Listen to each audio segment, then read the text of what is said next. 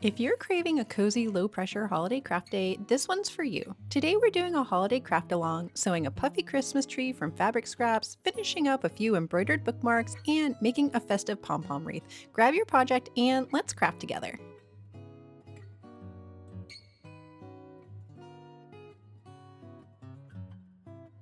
I've been dreaming about making a puffy Christmas tree for a couple of months now, mostly because I wanted something to make that would really use up a whole bunch of my fabric, especially these velvet, red, and greens, and then this plaid fabric that I just thrifted. But the most important part here is that I'm going to be stuffing this Christmas tree with all the little bits and pieces of fabric scraps that I've created throughout the past year. I'm looking at this as sort of a fun and creative zero waste project because I'm not using stuffing, but really just all the scrap little bits and pieces that are too small to use for any types of patchwork. To start this project, I created this little Christmas tree cutout and it's pretty rudimentary, so I'm not even going to bother giving you a PDF of this, but you could probably just make your own or get a free one online somewhere.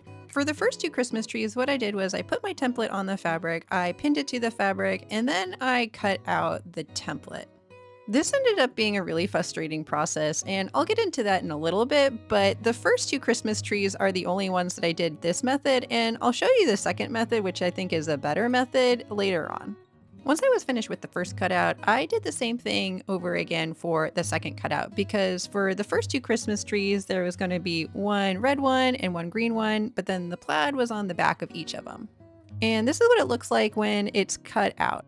I should note that I just made half of the template and then I cut everything on the fold. After cutting out both the green and the red velvet, I pinned the velvet to the check and then I brought it over to my sewing machine to sew it all together. This is where my idea with cutting out the Christmas tree really turned into a little bit of a disaster. If you notice here, the green velvet it would not stay straight on the check. And I actually had to do this one a couple of times. I did it, I picked out all of the stitches, then I did it again, and it was really frustrating and actually just sort of funny looking. If you see that, it just kept moving. It wasn't a great idea. So I went back to the drawing board, and what I did next was I just cut out a solid piece of fabric, but I actually traced on the Christmas tree. I traced around the template on one side, then flipped it over, did the other, and then I sewed with the full piece of fabric, right sides together, the velvet to the checked, and then I went around all the lines, keeping a 1/4 inch seam.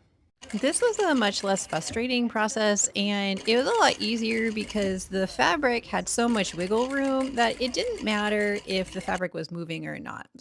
I should also note that maybe I should have actually lowered the feed dog so that I could move the fabric around a little bit easier, but I didn't feel like messing with my machine, so I just suffered through this on all four of the Christmas trees. I left a gap at the bottom because that's where I'm going to turn right sides out and put all the stuffing into the Christmas tree. Once I was finished with all the sewing, I took out the pins and then I meticulously cut around the Christmas tree. I made sure that I clipped all the way into those tight little corners and then I clipped around the curved part so that the tree would turn out a little bit easier. Then it was time to turn right sides out. And this was a little bit of an arduous process, so I sped it up so that I didn't bore you.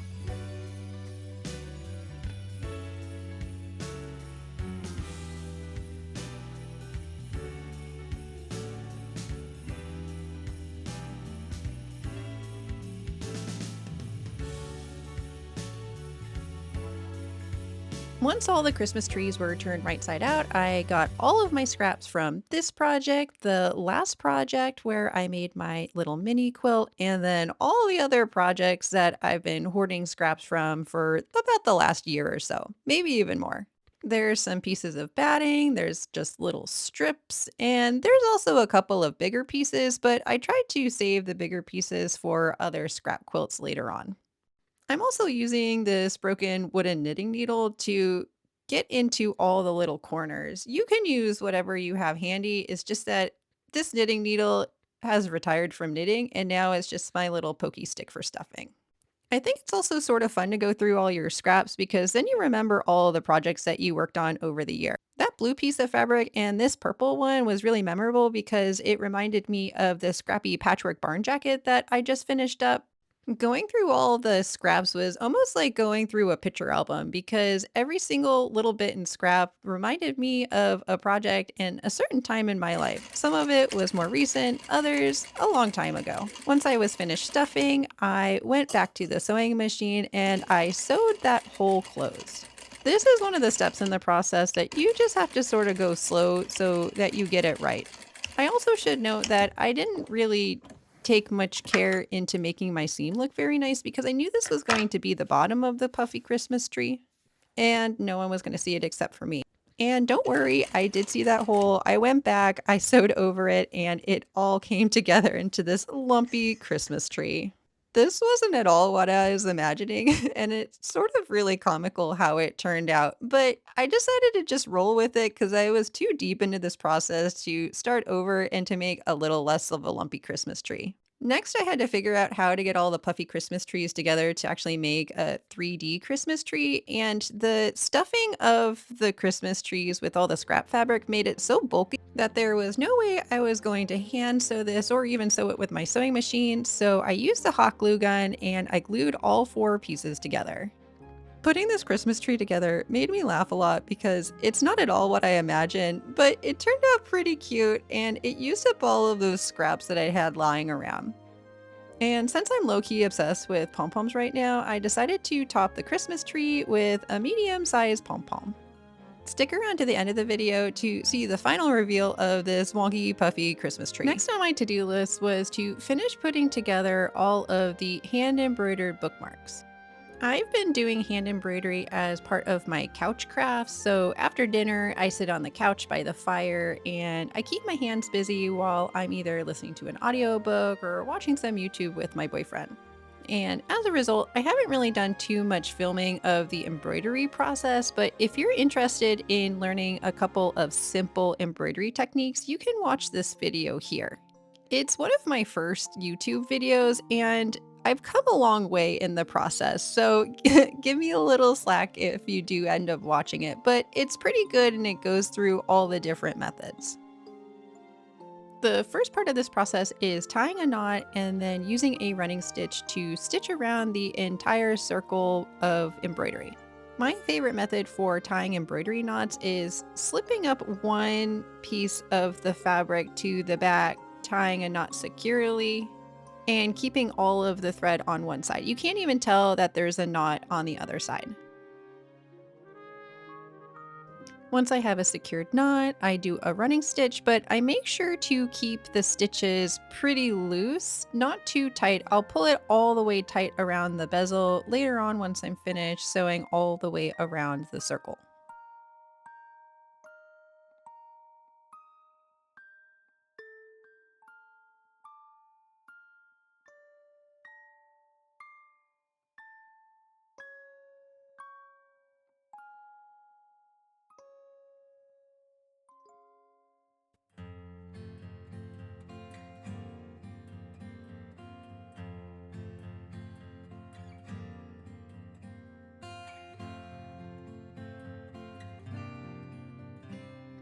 I like to sew a little bit past the first stitch because I find that this just makes the entire sewing a little bit more secure. You'll also notice here that I'm keeping my stitches pretty small because I find that the smaller the stitches, the better and easier it is to have a nice clean finished product, and also it's easier to secure the fabric to the bezel. I'm not even sure if this clear piece of plastic is called a bezel, but if you have a better word for it, I'd love to hear about it in the comments. Once I have the bezel in a place that I like it, I pull the thread tight and then I move around the embroidery so that it's centered on the bezel.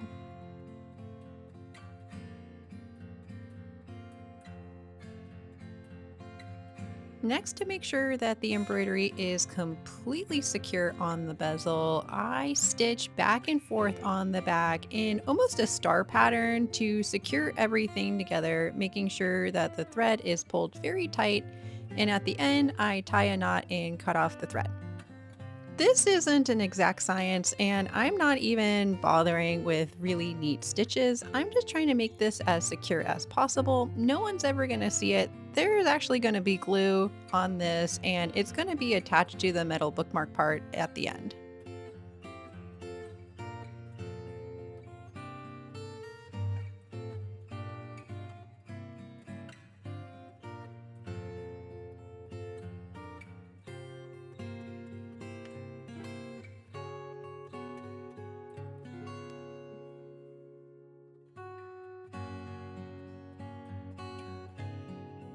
Once I was finished with the securing of the bezel to the embroidery, I got my hot glue gun out and then I went to town with the glue and I just put enough on. I stuck my little embroidered bezel on and then I held it for a couple of seconds just to make sure that it was securely placed onto the metal bookmark.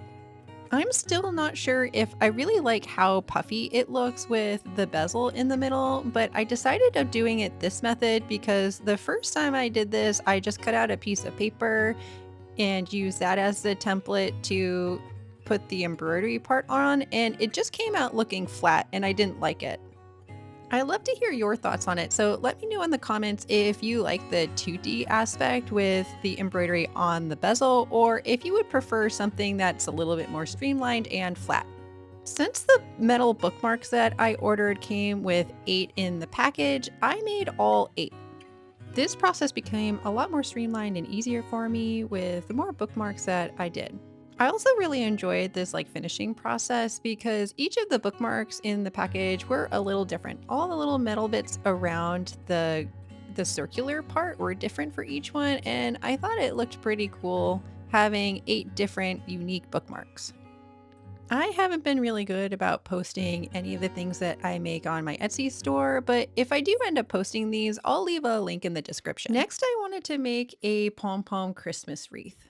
If you've been here for a while, you know that I have mentioned being low-key obsessed with pom-poms for a little while, and I'm not really quite sure why this obsession started other than the fact that TikTok kept feeding me different pom-pom wreaths and pom-pom makers, and I have one TikTok creator that I love watching. And after watching a couple of her videos, I decided I really had to try this out for myself. It has been one of the nicest couch crafts to do in my free time. It takes no brain activity at all and it's really soothing. For this wreath, I am using a wreath form that I recently thrifted for my favorite thrift store here on the island. It was 50 cents and I thought that was a steal. I've also been enjoying these smaller wreaths because you just don't have to make as many pom-poms. You still have to make a ton of them, but I can't even imagine how many pom-poms you'd have to make for a 12 or 18-inch wreath form. For this wreath, I am using white, green, and red pom-poms, and I'm just placing them all around the wreath to fill in all the gaps. After I'd finished hot gluing all of the pom-poms I had already made onto the wreath, I realized that I needed to make a couple more pom-poms, and what better time to show you how to use a pom-pom maker. This particular pom-pom maker is a no-name brand. It was really just honestly the cheapest one that I could get on Amazon. If you would like to get this exact set, there will be an affiliate link in the description. To start your pom-pom, you take your yarn and then you just start wrapping it around one side of the pom-pom maker, making sure that the two sides of this one side is actually together. And then you basically just go to town wrapping and wrapping and wrapping more until you have enough of the yarn on one side. You know that you have enough yarn on one side when the bottom part becomes mostly flat, and if you close the pom-pom maker will stay closed and it will sort of bite onto that yarn.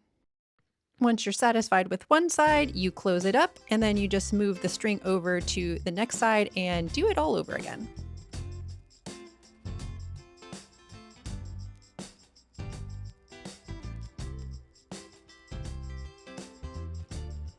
Once you're satisfied with all the yarn on the pom-pom maker, you cut off the yarn and you cut off that little bit between the two sides. Then you cut down the center of each side of the pom-pom. When I first started making pom-poms, I was just using the old scissors that I had. They were probably about 20 years old, and I decided that I needed a pointier pair of scissors, so I purchased these ones. I love how the tip gets right into the middle of the pom-pom maker, and it makes it really easy to cut the yarn. These scissors are also serrated, so it makes cutting the yarn feel really nice in your hand. Once you've cut all the way around the pom-pom maker, you're going to get another piece of yarn that's about 8 inches long, and then you're going to slip it between the two bits of the pom-pom maker on either side, and then tie a knot around all of the yarn. I didn't realize how difficult it was to describe how you actually make a pom-pom, so thankfully you can just watch the YouTube video and see how it's done.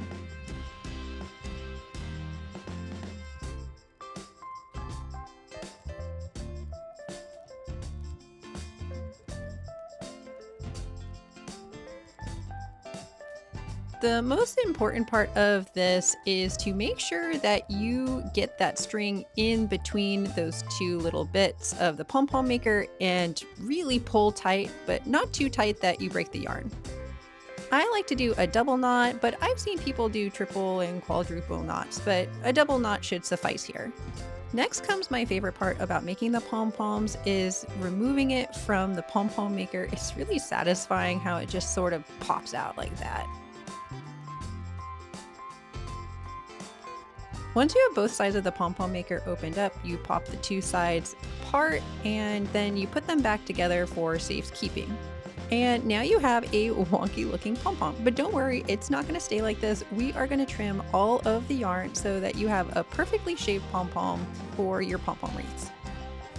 This is arguably the most meditative part of the pom-pom making is just shaping it. It's almost like giving the yarn a haircut and you just keep turning the pom-pom around in your hand until you have perfectly rounded shape. It takes a little practice to really finesse it, but just go to town and don't worry if you accidentally make a little bit of a mistake. The pom-pom yarn is really forgiving and I promise you, it'll look really nice in the end.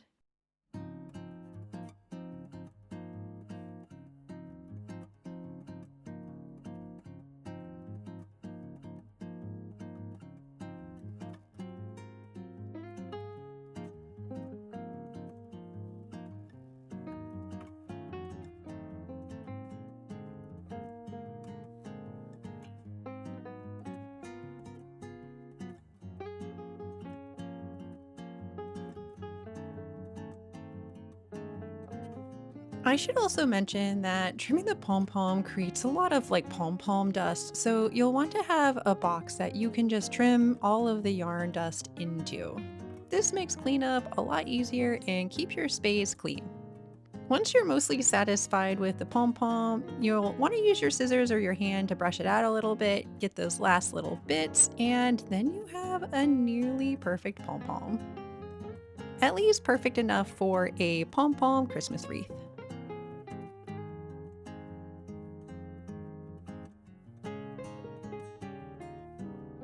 When I started making the Christmas wreath, I grossly underestimated how many pom-poms I really needed, and I thought I had most of them when I first started, but I really only had half of them finished. So I made pom-poms for about the next hour or so, using up all of my white, most of my red, and I only have a little bit of the green yarn left. Despite the look on my face, I'm actually having a really nice time and I'm just chilling out on the floor here, watching YouTube, making pom-poms, and feeling actually pretty good and in the holiday spirit.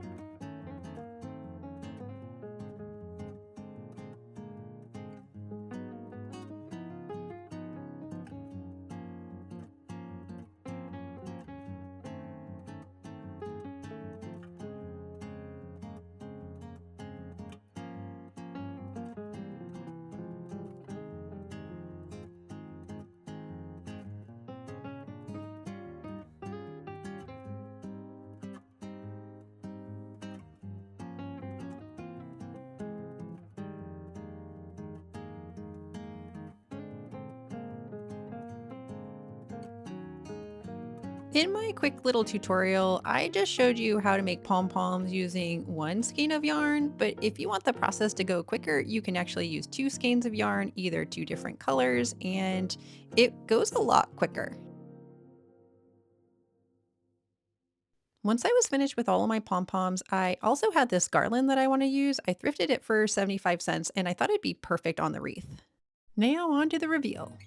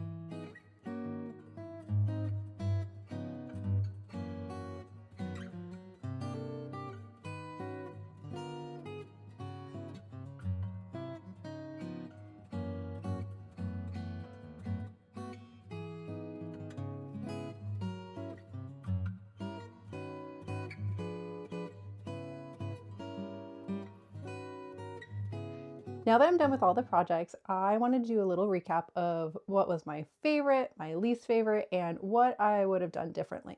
So my least favorite of all of them, I mean, actually all of them, I liked doing all of them. I wouldn't have finished them if I didn't like it, but I'd say the thing that took me the longest were the bookmarks because I just didn't want to get my hot glue gun out. But once I got it out, I was able to finish all 7 of them at once. It took a little bit of trial and error, and actually I had to redo 2 of them because I had done paper instead of the bezel first, and I didn't like it. So I ripped those off thinking that I'd be able to reuse them again, but honestly, I wasn't able to reuse 2 of the embroidery little patches that I did. So I had to do a little bit more embroidery to finish all of that up. Crisis averted. I finished them. The one thing is that one of the bookmarks was actually broken. Oh, I don't have it over here. I'll put a picture of it up here. It came broken from the factory, and I didn't open the package until like, I don't know, 5, 6 weeks after I had received it. So I couldn't, it wasn't like in the time frame to return the package of the metal bookmark. So I just sort of took a loss there. If you have an idea how to fix this or make it better, let me know in the comments. My second least favorite, or my second favorite, the middle child, was the Christmas tree. I originally was only going to do 2 of the Puffy Christmas trees as opposed to all 4 of them. There's like 1, 2, 3. There's a 4th one here. I was only going to do 2 Christmas trees just to save time, but it didn't look right and it wasn't 3D enough. So I ended up doing twice as many as that I wanted to, and it took forever. The glue took forever. And the stuffing really took forever, but I'm super glad that I got through all of the scraps that I had in my basket that I've been collecting. This used up so many of them. I wish I had almost made it bigger so that it would have used up more of the scraps, but maybe I'll make another one for next year or something. I don't want to make another one this year, but maybe I'll make something else to use the rest of my scraps up because my scrap little bit pile is getting out of control. It's a little bit more taking into control now, but it's still really big. But my favorite project was the pom-pom wreath. I just am obsessed with the pom-poms right now. I don't know why. They really don't serve much of a purpose other than the fact that they're just sort of fun to make.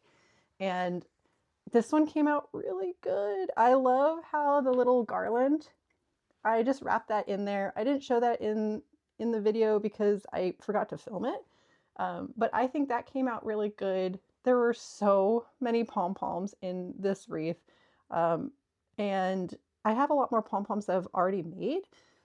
So I'll probably do another wreath or 2, but they won't be Christmas themed. Overall, a pretty successful crafting session. However, it did take me a little bit longer because I got obsessed with the second book in the series and I lost a little bit of sleep because I just stayed up all night and like read a book. And I read this book in like 2 days. I probably should have been doing something else with my life, but I wasn't. I was just reading, which was also lovely. But it meant that it took me twice as long as I wanted to make this video. I need to take a break from reading. I probably won't. Once my next library book gets here, I'll just read nonstop for probably 2 or 3 days, and then I'll get back on the track of doing Craftsmas and Vlogmas. So stay tuned for the next one, and remember, done is better than perfect. If you stuck around this long, I just want to say thanks so much and give you a little teaser for what we're going to be working on next week. Oh, I'm so excited. I just finished it, and I hope it doesn't give too much away. Anyway, thanks again for watching. I'll see you in the next vlog.